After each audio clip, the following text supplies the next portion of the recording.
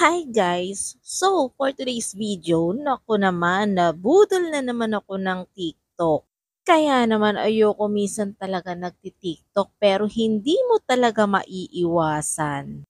Eto nga pala guys, may binili ako sa TikTok, 100 pesos lang siya, isa siyang pabango.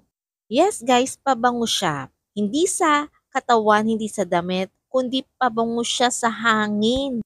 Kasi naman minsan itong bahay namin ay nag-aamoy parang kulob na. So kailangan ko talaga ng ganitong pabango para sa bahay. Saktong-sakto naman dahil may air humidifier kami. Kung mali man ang aking pronunciation, kayo na guys ang magtama, okay?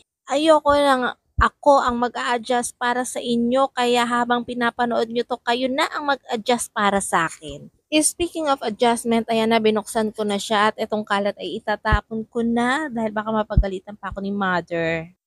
At ayan na nga, ire-ready ko na itong humidifier namin. Hinugasan ko na siya at nilagyan ko na ng bagong tubig. Syempre guys, hahaluan ko ng tubig to kasi hindi naman siya oil-based. So, water-based siya kaya kailangan lagyan din ng tubig para kahit papano ay hindi ganun kalapot.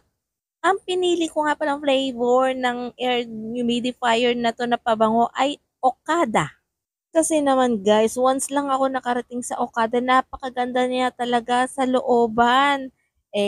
Kaya naman eto ang pinili ko para naman kahit papaano, maalala ko siya at matingnan ay malay mo maging Okada din ang bahay namin, 'di ba?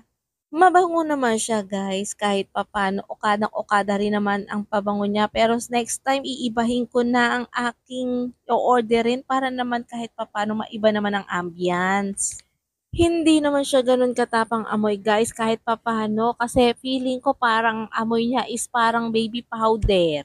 Ayan na nga guys, ready na, excited na ako na talagang ipinaandar ko na talaga ang air humidifier namin kahit tuwing hapon lang namin to dapat pinapaandar para masubukan din naman. So far so good naman siya, mabango naman siya kahit papaano. Next time, lavender naman ang bibili.